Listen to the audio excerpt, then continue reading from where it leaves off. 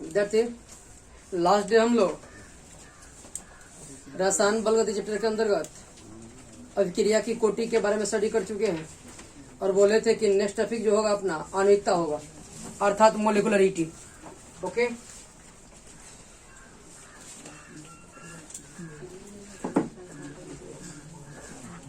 आणविकता, molecularity. देखिए ये ध्यान से, मोलिकुलरिटी क्या होता है, ध्यान सुनिएगा विद्यार्थी। कुछ रासायनिक अभिक्रियाएं ऐसी होती है जो एक ही चरण में संपन्न हो जाती है, जबकि कुछ रासायनिक अभिक्रियाएं ऐसी होती है जो कई चरणों में संपन्न होती है। तो विद्यार्थी वो जो कई पदों में संपन्न होती है, उसके किसी भी पद में कितने अणु भाग ले रहे हैं, तो उस अभिक्रिया के दौरान भाग लेने वाले अणुओं की संख्या को उस रासायनिक अभिक्रिया की क्या कहते हैं, या क्या मैंने बोला, ध्यान दीजिएगा। रासायनिक अभिक्रिया के किसी पद में भाग लेने वाले कुल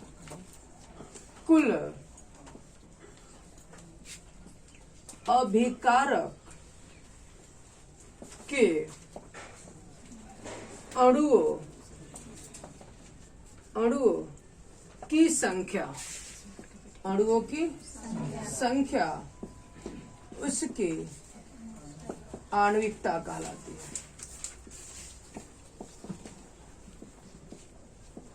बहुत आसान चीज है भाई, ध्यान दीजिएगा। किसी रासायनिक अभिक्रिया के किसी पद में भाग लेने वाले कुल अभिकारक के अणुओं की संख्या उसकी आणविकता कहलाती है। विद्यार्थी समझने का प्रयास कीजिए। मान लीजिए कि मैं आपसे पूछूं कि रासायनिक अभिक्रिया H2 + I2 goes on to HI है। विद्यार्थी इस रासायनिक अभिक्रिया को यदि संपन्न कराया जाए तो मैं पूछूं कि बताओ विद्यार्थी, इसमें अभिकारक के कितने अणु भाग ले रहे हैं? तो बोले कि सर H2 के एक अणु और I2 के एक अणु, अभिकारक के कुल कितने अणु भाग लिए? 2 अणु। तो इस अभिक्रिया की आणविकता जो है वह कितनी हो गई विद्यार्थी? आप तो खूब आराम से बोले कि सर 2। कोई दिक्कत भाई लोग? इसी तरीके से मैं पूछूं कि NO + O2, विद्यार्थी इसको मैं लिख सकता हूँ N2O। क्या मैं ऐसे लिख सकता हूँ? बोलिए। तो विद्यार्थी अब बताइए कि इस समय में अभिक्रिया में कुल भाग लेने वाले अणुओं की संख्या कितनी है? बोलिए। 3 है। तो इसकी आणविकता कितनी? इसी तरीके से मैं पूछूं आपसे कि विद्यार्थी CaCO3 को आप हीट कर रहे हो तो ये टूटेगा CaO + CO2, इसकी आणविकता कितनी? बोलो। तो विद्यार्थी यहाँ पे ये कई अणु है आणविकता, और यहाँ पे विद्यार्थी कितने? ये अभिकारक के NO के 2 अणु है और ऑक्सीजन के 1 अणु है, तो कुल मिला के इसके कितने हुए? इसके बताओ विद्यार्थी, कोई भी रासायनिक अभिक्रिया लिखा हुआ उसका आणविकता पूछ दिया जाए, बता दीजिएगा आप लोग। खूब आराम से सिर्फ अभिकारक के अणुओं की संख्या काउंट करके बोल दीजिएगा विद्यार्थी। अब बताइए यहाँ पे बोला किसी रासायनिक अभिक्रिया के किसी पद में भाग लेने वाले कुल अभिकारक के अणुओं की संख्या। तो ये रासायनिक अभिक्रिया में भाग ले रहे हैं कितने अणु?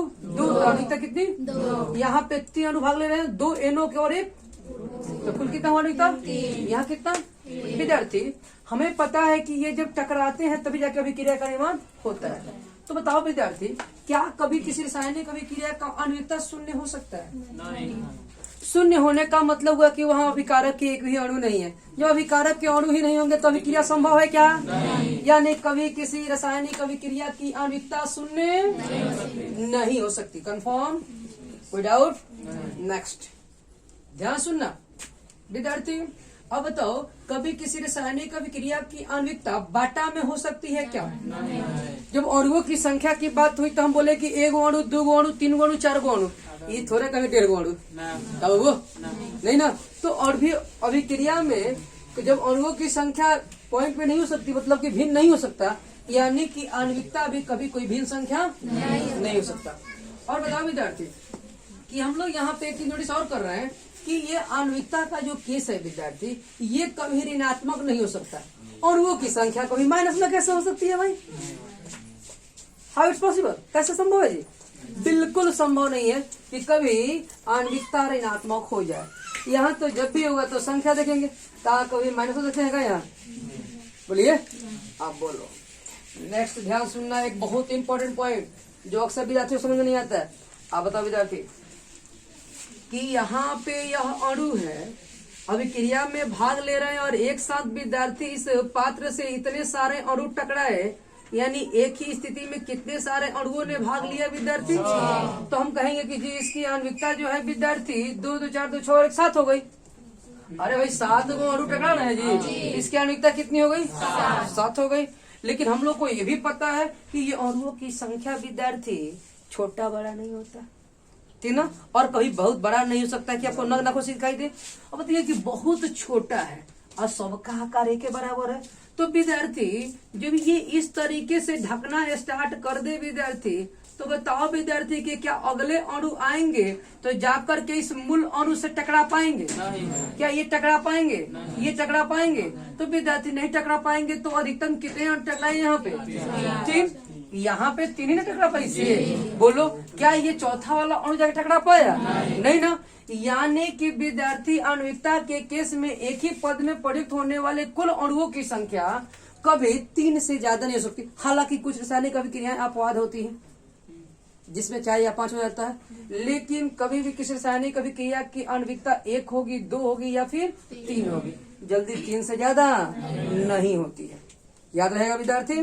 तो याद रखिएगा यहाँ पे आप आणविकता का परिभाषा क्या है कि किसी रासायनिक अभिक्रिया के किसी पद में भाग लेने वाले कुल अणुओं की संख्या को उसकी आणविकता कहते हैं। कहीं कहीं बुकों में पढ़िएगा तो जैसे ऐसे बोल देता है कि किसी रासायनिक अभिक्रिया किसी पद में अभिकारक के एक अणु से टकराने वाले कुल अणुओं की संख्या उसकी आणविकता कहलाती है। ठीक विद्यार्थी, बट हटाइए उसको। ये आणविकता कहलाती है। इसका मान 1, 2 या 3 हो सकता है। इसका मान कभी 0, इसका मान कभी भिन्न संख्या, इसका मान कभी ऋणात्मक, इसका मान कभी 4 या 4 से नहीं हो सकता। इस बात को मैंने कल ही मेंशन कर दिया था, जिससे आप आणविकता और कोटि में अंतर आसानी से लिख देते। हो गया विद्यार्थी? तो ये रहा आणविकता। अब आप खूब आराम से आणविकता का डेफिनेशन और with example with some important points note कर सकते हैं ना, खुद से लिख लीजिएगा विद्यार्थी अपने से। इस वीडियो में इतना ही। जय हिंद, जय भारत।